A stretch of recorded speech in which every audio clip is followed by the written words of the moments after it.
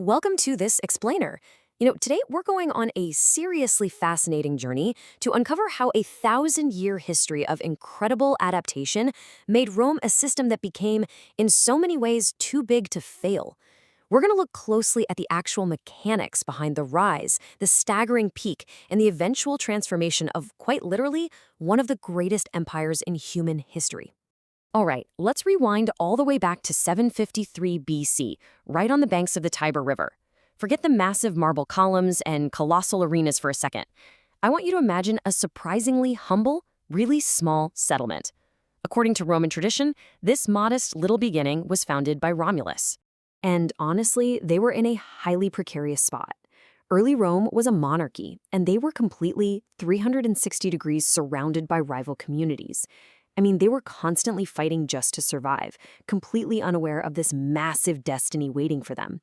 There was this stark, very real vulnerability to this early state. At this point in time, its people were absolutely not yet the masters of the Mediterranean. They definitely didn't control vast territories, and they for sure did not command the most powerful armies in the ancient world.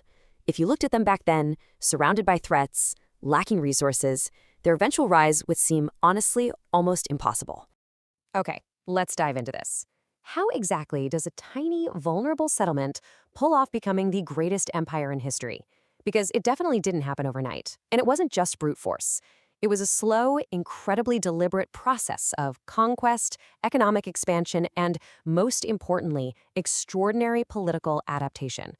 Let's look at exactly how they built a civilization that transformed the world. Part 1. From Settlement to Republic. So in 509 BC, Rome actually overthrew its monarchy and set up a republic. But as they started expanding across the Italian peninsula, they faced some really intense struggles. We're talking internal class warfare and external life-or-death battles. But here is the crucial takeaway. How Rome handled these threats was a total game changer. Instead of just destroying their conquered Italian neighbors, they executed this brilliant strategy of adaptation. They literally incorporated former enemies into their own military and political system. Some communities got Roman citizenship, others became official allies. By doing this, they built this massive, ever-growing network of people who are now actively invested in Rome's own success. Part 2. Expansion and its consequences. Tracing this out chronologically, you really see how expansion triggered the Republic's collapse.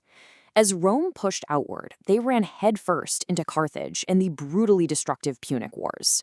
Despite taking devastating losses from the famous commander Hannibal, Rome simply refused to surrender, and they eventually dominated the Western Mediterranean.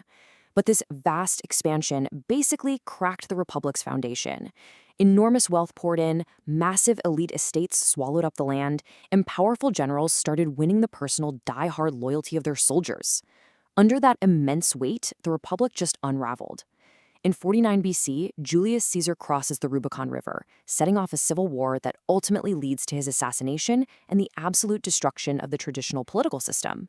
By 27 BC, Caesar's heir emerges from the chaos as Augustus, effectively ending the Republic and officially launching the Roman Empire.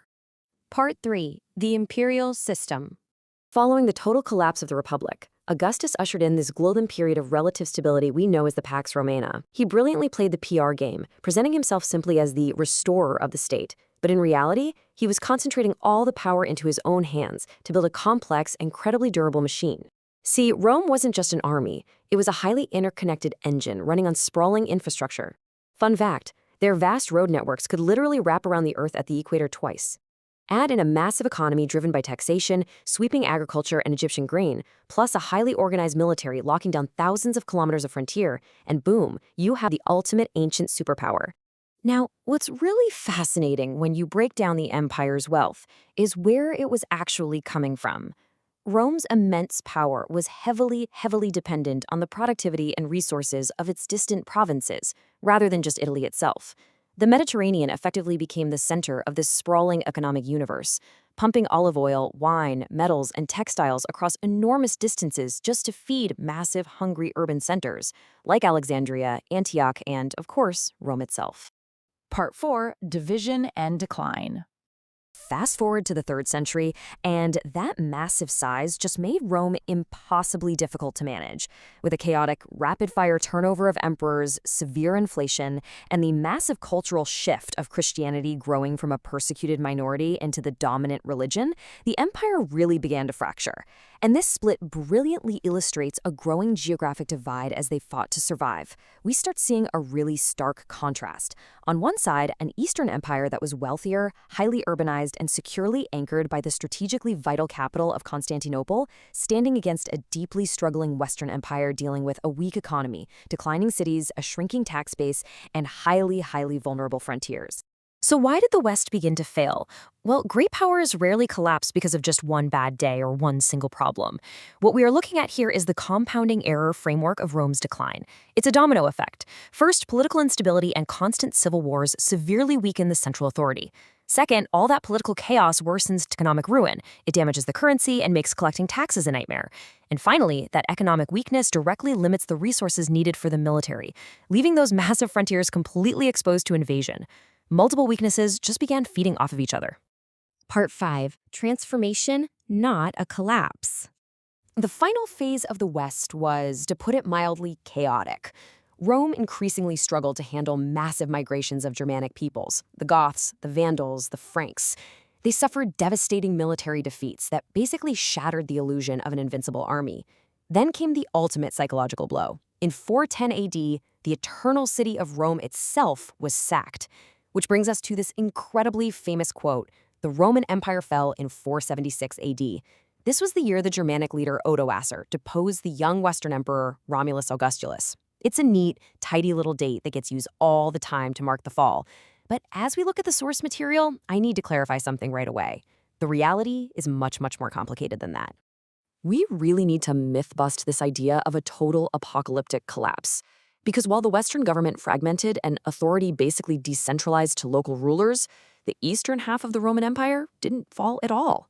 Centered in Constantinople, this eastern state, which modern historians later dubbed the Byzantine Empire, just kept on thriving. Actually, scratch that. They didn't call themselves Byzantines. They still called themselves Romans.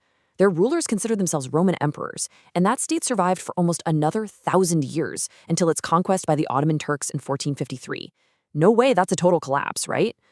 So Rome's fall in the West was actually a massive cultural transformation. The Western imperial government disappeared, sure, but the civilization it built became permanently embedded right into the DNA of the modern world. It facilitated the widespread establishment of Christianity. Roman Latin evolved directly into the Romance languages we speak today, like French, Spanish, and Italian. Roman law and their core political ideas survived to shape later democratic societies. I mean, even the physical architecture and infrastructure remained a permanent fixture in the European landscape. Rome's greatest achievement wasn't just the sheer amount of territory it conquered, it was the blueprint it left behind for us. The empire fell, but Rome endured, which leaves us with this final amazing question to ponder. If Rome never truly vanished, what parts of the empire are we still living in today? Thank you so much for joining me for this explainer, and I really hope this helps you spot those incredible Roman foundations hiding in plain sight in your everyday life.